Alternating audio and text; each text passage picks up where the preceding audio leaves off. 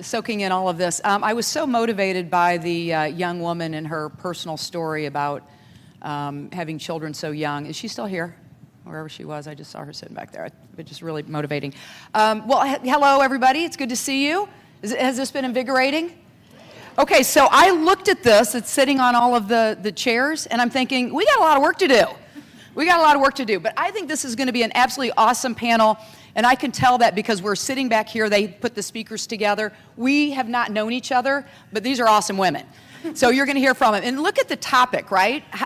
Recruiting and promoting women. So I think this is pretty darn important, right? We all want to do well in our careers, in our families, in our communities. These women have all the answers, all right? So let's get right into it. You see, hopefully you saw their bios because they are awesome, they are accomplished. I'm gonna start with this question. We're post-pandemic, right? Kind of, right? I just heard about we're getting new boosters or something that are gonna be coming out, but we're kind of post-pandemic. What has happened in the workforce post-pandemic? What's good? What's not good? What's working? What's not working? What do we want the women here to know about what's happening in the workforce as it pertains to women? And we'll just go down the line. How's that? Great. You get to go first. My name is Tammy. I'm the founder and CEO of Carrot Fertility. We help employers and health insurance companies get fertility benefits. And, we work every day on the front lines with companies, employers, other sponsors of healthcare. And what we see is that a few important trends. Number one, this area of healthcare is now a fully expected and fundamental part of the healthcare stack. And this is really, really important for women in particular at work. I think, every single human needs access to fertility healthcare, but I think we all know that women are often at the center of these decisions and these consequences. And so, this movement is important for issues around compensation and benefits, pay equity. If women aren't getting fertility benefits as part of their work, then they're paying out of pocket. And that's an extra tax that is, what we believe is unfair and unnecessary. The recruiting environment over the past several years has changed dramatically. We talk to women all the time who say that this is a mandatory part of what they expect from their employer. And so, as we're engaging with employers, we're really helping to coach them, talk to their employees, talk to their talent teams, talk to women that they want to recruit to help them understand what the impact of this could be on, their work productivity and their lives. So there's a lot of exciting things happening in the benefit space. Dominique? I think when I reflect on the pandemic and some of the changes that have happened, I think there's a lot of great lessons learned that I hope companies are going to continue to embrace, although we're seeing some steps backward. But I'm hoping it's 2 steps forward and 1 step back, not multiple steps back. The most important that I have really appreciated personally has been that there's been a breakdown between work and your personal life, and you no longer have to feel like you need to hide your personal life from work and be like, no, I'm leaving work early to just go home and work some more. I'm leaving work early because I have to go to the doctor, and then I have to go to the grocery store, and then I'm going to go home, and then my husband's going to suggest that I should just wrap the presents my daughter will open this morning, not all of them, which was a really helpful tip my husband gave me last night, y'all. Hi, my name is Gina Hadley. I'm the co-founder of the Second Shift, and we are a marketplace that connect professional women with companies that understand the inherent talent in a career path. And our thesis is you can't let women leave the workforce if we ever want to close the pay gap, the gap in the C-suite. One of the things that the dumpster fire of all of us working at home showed us was that the workplace is actually very broken for a lot of people, and we've all been pantomiming that we were happy at work. It was built for an archetype that is not everyone, and for those of us who didn't fit that archetype, we were working just as hard to fit in as we were working at our jobs, and so we were exhausted. My hope after this is that we begin to realize that HR and recruitment and talent needs a toolbox, and that it's not a one-size-fits-all. if we are going to retain women, we need to figure out how to work differently with them in different stages of their careers. And at the Second Shift, we've believed this since we founded the company in 2014 with this wacky idea that you could work from home and you could take what you learned and you could work with a company like Carrot when they need somebody who has expertise in a very specific area, but maybe you weren't ready to be a full-time employee again yet. So I'm hopeful that we will not, as Dominique said, step back, and we won't forget that we learned a lot in this moment, and going back to status quo wasn't awesome for everybody. I've challenged myself to find the silver lining in COVID. If I work hard to try to get past the loss of life and the loss of liberty and the loss of so much, I do see a silver lining, and that is we are working differently. And while it is painful in many workplaces right now, we are working better and in a way that we never, ever have. I have a woman, one of my star colleagues. Everything this woman touches turns to gold. And I was in our Chicago office. Her name is Allison Cirillo, and she came up to me and said, I know you're about to talk about return to the office and the policy. She said, I'm never not going to have dinner with my family again. And I said, I'm not asking you to. But what I'm asking you to do is to define a way for you to be there for your family and be there for your clients and for your colleagues. And it is ridiculous for us to think that we cannot do both. So Allison has dinner with her family because she comes in at a time that works for her. I accept that, I appreciate it, and I invite other women and men to do the same way. Find a way that works for you, and that is the change in the workplace, and we are better off because of it. I don't ever want to go back to, I'm in a service industry. And many of you are clients here, and you expect me to be available to you 24 hours. And we have to have a paradigm shift where we provide services that you need, and we are there for you, but we do not belong to you. So let's talk a little bit about what is happening in corporate America right now. And as you look at that, what is the most powerful retention tool? Let's look at retention and recruitment. Let's do both of those, okay? What is the most powerful, the most impactful retention? And then the second question is recruitment tool that we are seeing out there. And if you can, I'm going to challenge you. We'll start at the end and then go this way. But if you can, don't repeat what the person in front of you said. All right? So we'll challenge you. So we're going away with all these great ideas. All right, Lisa, you get it started. Empathy. Empathy.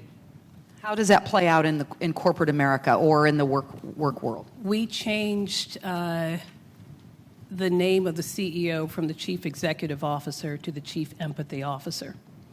In order to attract those of you in this room, and in order for me to retain those of you in this room, I have to operate differently than perhaps, well, I've always been like this, but most CEOs don't look like me. And for those who understand that to attract talent, I have to understand what my colleagues, I don't use the word workers, I find it offensive, I don't use the word staff, I think it's demeaning. But my colleagues, I have to figure out, what do you need from me? I need to sit in your shoes. I need to understand some of my female colleagues have children, some of them don't. So it's also not always about motherhood. I think we have to be very, very cautious and careful about that. But as a Chief Empathy Officer, I have to sit in the shoes of my colleagues, figure out what they need to produce and to feel fulfilled at home and at work. And when I do that, I do well. Is it exhausting to be that empathetic? I'm not saying I'm not, but I'm just wondering if it's exhausting. I'm more empathetic at work than I am at home, if you ask my husband. So I get a little break when I'm at home. All right, Gina. I'm just going to say empathy is one of my favorite words. And, Okay, but you can't repeat it. But I'm not going to repeat it. I'll go with flexibility, which is something that my business is built on. And there is a mythology around a woman's career. Let's be real, we've all become millennials now. Nobody stays at a job for decades and decades in order to accrue the kind of benefits that Elaine was talking about. As employers, I think one of the things that you can do is to realize that there is an opportunity to bring in talent from different backgrounds, from different educations, from different locations, so that you can build a workforce of the future. I mean, we talk about the future of work all the time. We're in it. We can't continue to talk about the future of work.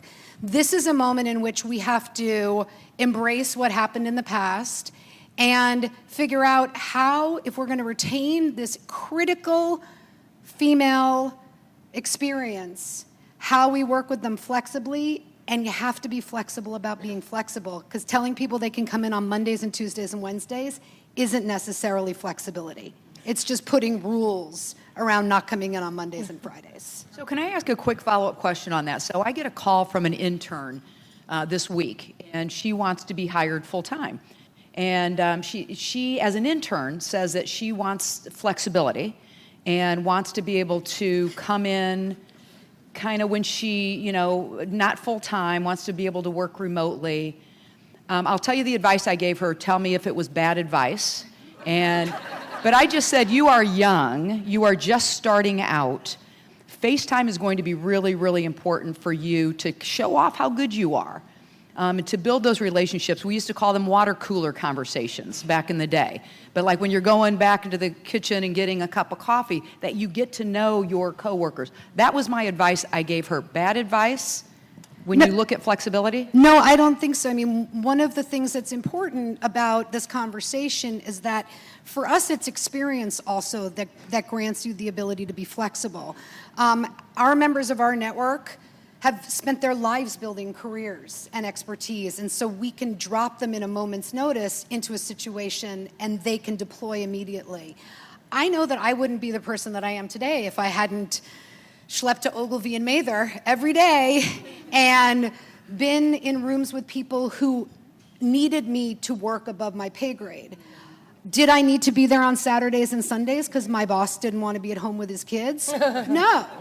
But I think that there are many instances where it is imperative, especially for collaboration. So this is when I say flexible about being flexible. There are times when we need, look at the magic of what is happening right now because we're all in the same room. This is a moment in time that we would all miss out on if we weren't all here together. So empathy, flexibility. Dominique. So there's that old saying that employees join companies and they leave managers. And I'm new in my role at Veho. I've been there for 4 months, and I'm already hearing that from the leadership there.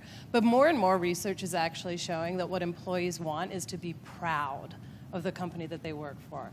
A little bit of it is they want to brag about it, but I think even more, they want to know that this company is making good decisions, it's making right decisions, that they can have faith in leadership. And it may be some of scandals and all the horror that has been happening in the world, but I think it then boils down to making sure that you are genuine in what you do as an organization, and you don't just say things and put values on a wall, but you actually live those values. And that's hard. You have to do it day in and day out, and they get tested, and that's where the hard work really happens. But being genuine and being as transparent as possible. And that's where it can also get really uncomfortable. But it's important. I like to say that nature abhors a vacuum. So if you're not transparent and communicating with your colleagues and your employees, they are going to communicate themselves. So it is much better for you to be communicating, explaining your decision. They may still disagree with you, but at least they'll understand why you got to where you are. Tammy. There's a really interesting frontier in the talent and retention space right now that I'd love to spend a minute on, which is directly confronting ageism in the workplace. And I think ageism specifically has a disproportionate impact on women. We launched a perimenopause product last year, and when we launched it, I'll be totally honest with you, I was not sure if employers in this country would care about older women in the workplace. And thankfully, they do. The product has turned out to be very successful. But, you mentioned something that I think is really important. I think, we work in the reproductive health space, but I think it's really important that the health of women is not defined by only their reproductive and child-caring and childbearing capacity. Post-reproductive care, the post-reproductive working life of women is as important. And it's not just important morally, it's important to businesses. Women in their 40s, like myself, in their 50s, these are your most experienced managers. They're your most experienced leaders.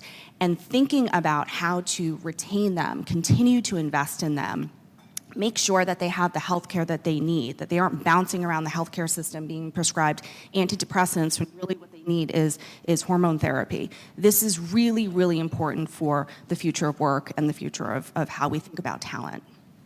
So we are still in a male-dominated world where, has anybody here never had a male boss?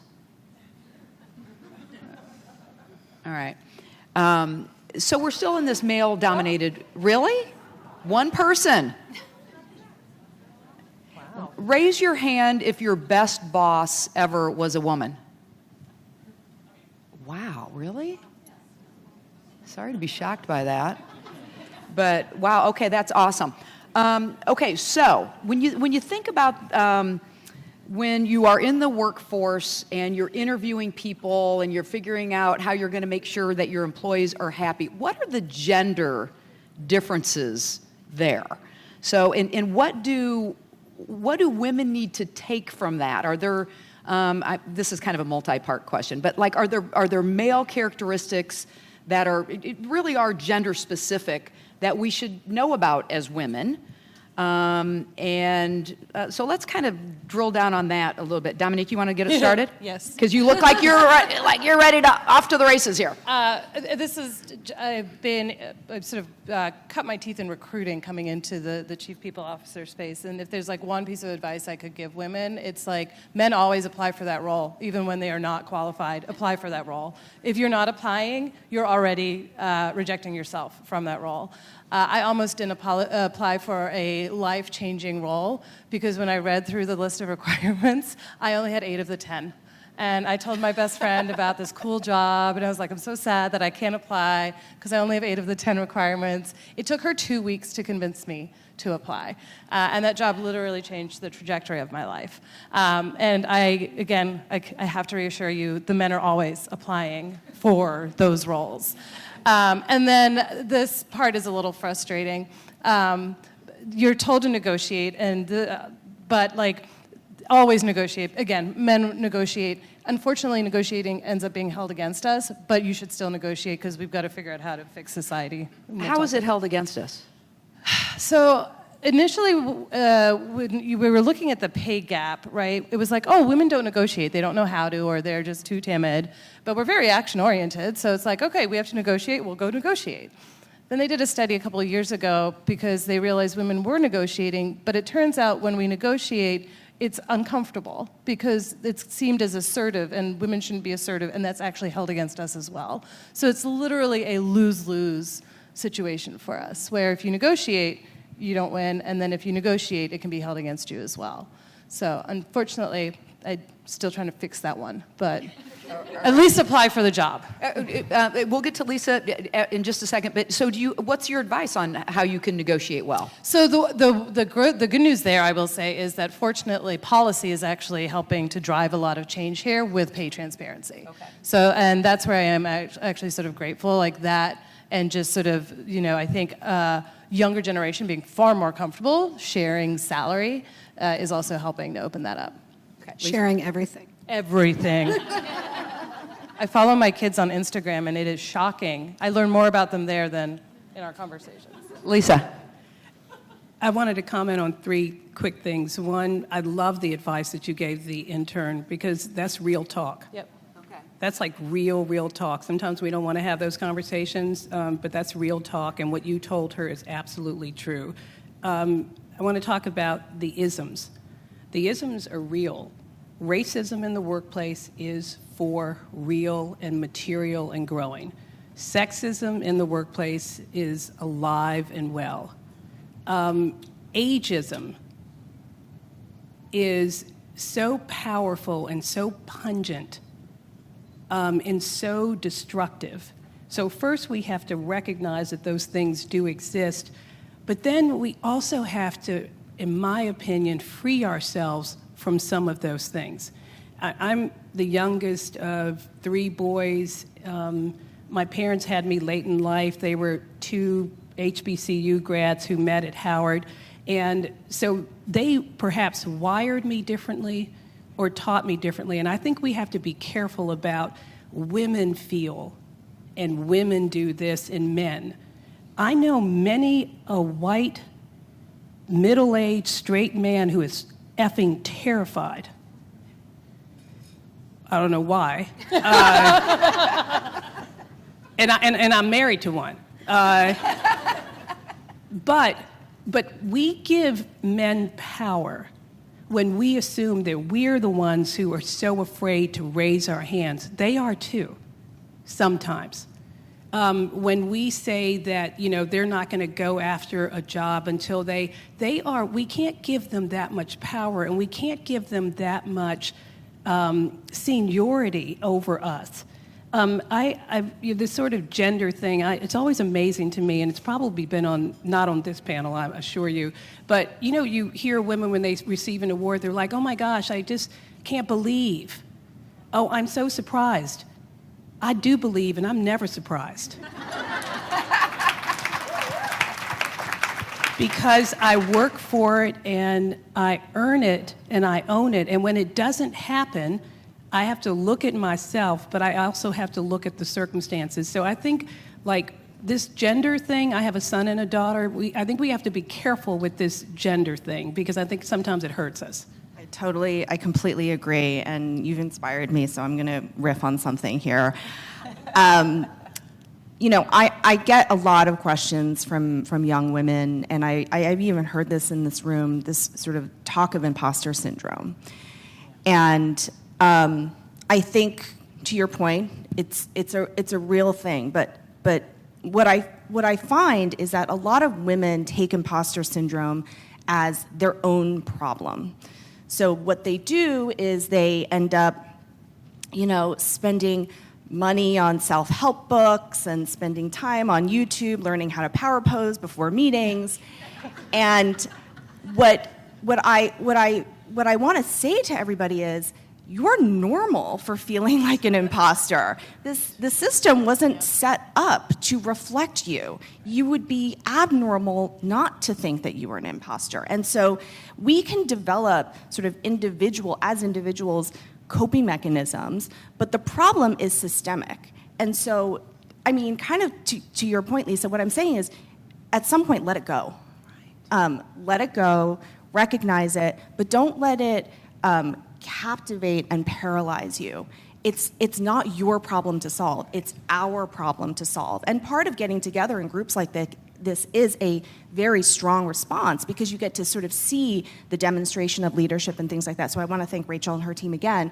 But the imposter thing, I think I was reminded as you were speaking. So thank you, Gina. Anything to add to this line of talk here? Just listening to Tammy, one of the things that I've been working on is not to be in a state of outrage at all times.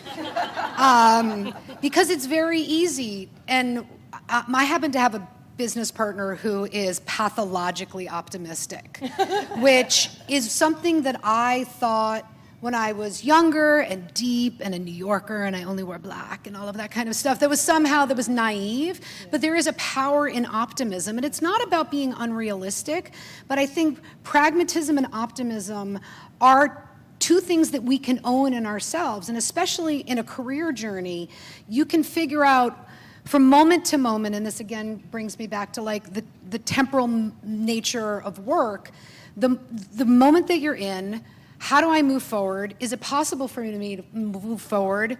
Am I just being optimistic because I'm too scared to leave or too scared to ask for something else? And those are skills that can't be taken away. And so I'm leaning towards problem solving, which is a theme that we've heard on a lot of the panels, and probably stepping back from the silent scream at all times. You know, one of the things, just to add to the advice that you're offering to the wonderful women here, what I decided to do, and it was fairly early in my career, I decided to say yes to every opportunity that came my way. Especially yes to those things that were scary, because if I said yes, but I had a little time to work out whatever I said yes to, that really worked. And then, you know, when the day would come, whatever I said yes to, I mean, I was like, you know, I was usually pretty afraid about it, but I couldn't back out of it. I'm one of those, I'm a Midwesterner, so I'm like one of those, if I say yes to something, if I commit, I'm going to follow through. I like, no matter what. So that is something that has worked really, really well for me. It's why I've had 4 careers. I was a journalist for 17 years, worked in healthcare for 10 years, was in Congress for 10 years.